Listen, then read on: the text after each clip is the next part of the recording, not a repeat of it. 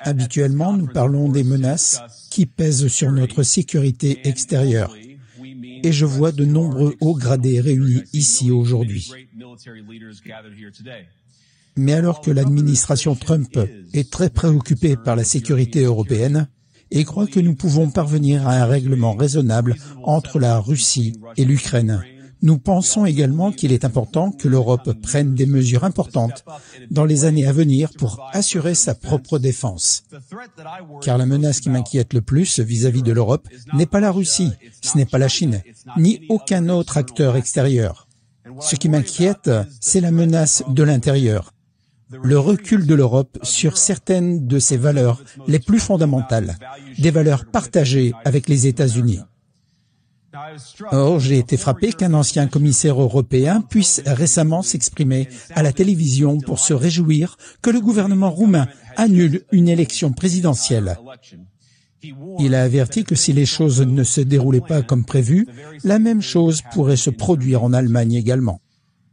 Ces déclarations cavalières sont choquantes pour les oreilles américaines. Pendant des années, on nous a dit que tout ce que nous financions ou soutenions l'était au nom de nos valeurs démocratiques communes.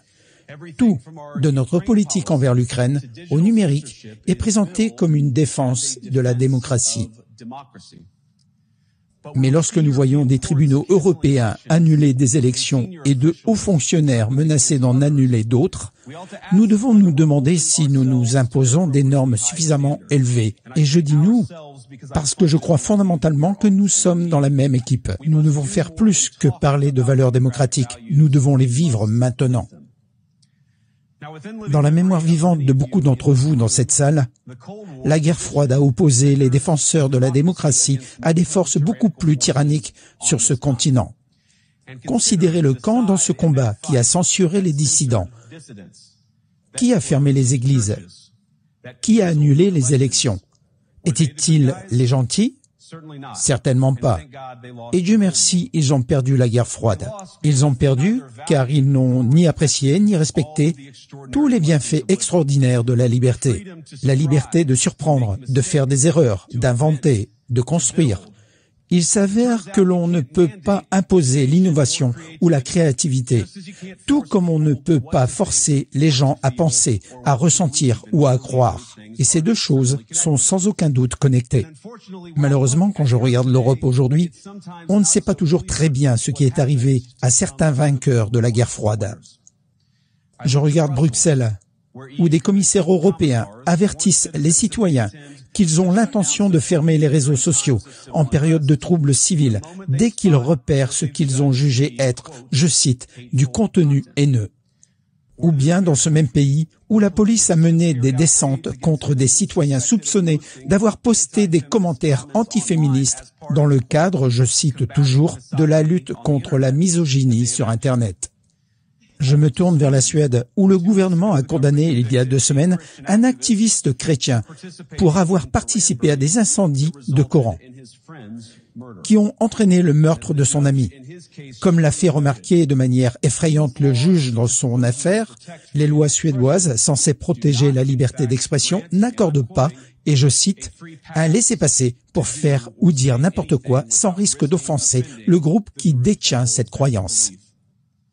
Peut-être plus inquiétant encore, je me tourne vers nos très chers amis du Royaume-Uni, où le recul des droits de conscience a mis en péril la liberté fondamentale des Britanniques, en particulier des croyants. Il y a un peu plus de 2 ans, le gouvernement britannique a accusé Adam Schiff Connor, un kinésithérapeute de 51 ans et un ancien combattant, du crime odieux d'avoir prié en silence pendant 3 minutes à 50 mètres d'une clinique d'avortement. Il n'a gêné personne, n'a interagi avec personne, il a simplement prié en silence. Après avoir été repéré par les forces de l'ordre, ils lui demandèrent pour quelle raison il priait. Adam a répondu simplement qu'il priait pour le fils qu'il aurait pu avoir avec son ex-petite amie et qu'il avait fait avorter des années auparavant. Les agents sont restés de marbre et Adam a été reconnu coupable d'avoir enfreint la nouvelle loi gouvernementale sur les zones tampons qui criminalise la prière silencieuse et d'autres actions susceptibles d'influencer la décision d'une personne dans un rayon de 200 mètres autour d'un centre d'avortement. Il a été condamné à payer des milliers de livres de frais de justice à l'accusation. J'aimerais pouvoir dire que c'était un hasard, un exemple unique et fou d'une loi mal écrite promulguée contre une seule personne. Mais non. En octobre dernier, il y a quelques mois à peine, le gouvernement écossais a commencé à distribuer des lettres aux citoyens dont les maisons se trouvaient dans des zones dites d'accès sécurisé, les avertissant que même la prière privée chez eux pouvait constituer une infraction à la loi. Naturellement, le gouvernement a exhorté les lecteurs à signaler tout citoyen soupçonné de crimes d'opinion en Grande-Bretagne. Et dans toute l'Europe, la liberté d'expression, je le crains, est en recul. Et dans un souci d'humour, chers amis, mais aussi dans un souci de vérité, je serais prêt à admettre que parfois, les voix les plus fortes en faveur de la censure ne viennent pas d'Europe, mais de mon propre pays, où l'administration précédente a menacé et intimidé les réseaux sociaux pour qu'ils censurent ce qu'elle appelait la désinformation. La désinformation, comme par exemple l'idée que le coronavirus s'était probablement échappé d'un laboratoire en Chine, notre propre gouvernement a encouragé les entreprises privées à faire taire les personnes qui osaient dire ce qui s'est avéré être une vérité évidente. Je viens donc ici aujourd'hui non seulement avec une observation, mais aussi avec une proposition. L'administration Biden semblait prête à tout pour faire taire les gens qui exprimaient leur opinion, mais l'administration Trump fera exactement le contraire. Et j'espère que nous pourrons travailler ensemble. À Washington, il y a un nouveau shérif en ville. Sous la direction de Donald Trump, nous pouvons être en désaccord avec vos opinions, mais nous nous battrons pour défendre votre droit de les exprimer sur la place publique, d'accord ou pas d'accord.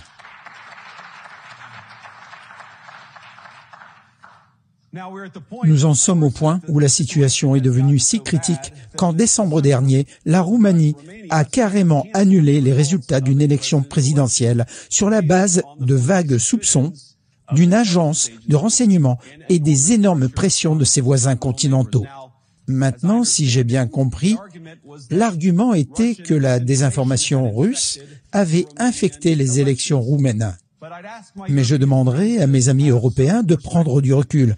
Vous pouvez penser qu'il est mal que la Russie achète des publicités sur les réseaux sociaux pour influencer vos élections. Nous le pensons également. Vous pouvez même le condamner sur la scène mondiale. Mais si votre démocratie peut être détruite avec quelques centaines de milliers de dollars de publicité numérique provenant d'un pays étranger, alors c'est qu'elle n'était pas très solide au départ.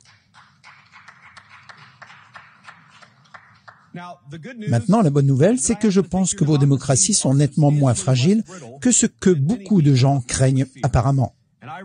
Et je pense fondamentalement que permettre à nos citoyens d'exprimer leur opinion les rendra encore plus forts.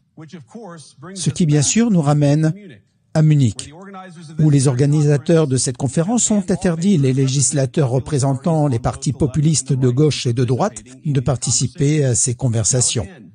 Or, là encore, nous ne sommes pas obligés d'être d'accord avec toute partie de ce que les gens disent. Mais lorsque des dirigeants politiques représentent une circonscription importante, il nous incombe au moins de dialoguer avec eux.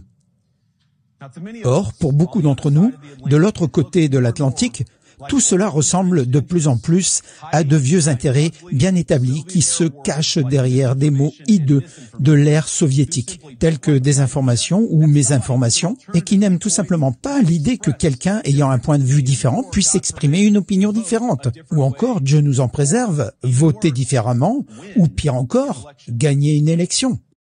Voilà les amis, dites-moi dans les commentaires ce que vous en avez pensé. N'oubliez bien sûr pas de liker cette vidéo et de vous abonner pour ne manquer aucune de mes prochaines publications. On se donne rendez-vous à la prochaine vidéo. D'ici là, portez-vous bien. Bye.